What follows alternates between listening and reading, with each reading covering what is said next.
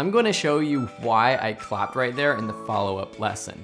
Today though, in this video, I want you to take action. This is a practice lesson of syncing up audio and video. A lot of times with modern cameras, you're shooting with a DSLR camera like what I'm doing right now, and it has a Rode VideoMic Pro microphone attached to it, but the audio from that mic isn't that great. You can hear now it's not as great as the boom mic, the Rode NTG3, which I'm recording with right now as well.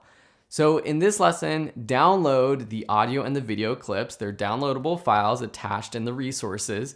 Go into Premiere Pro and sync up that footage yourself.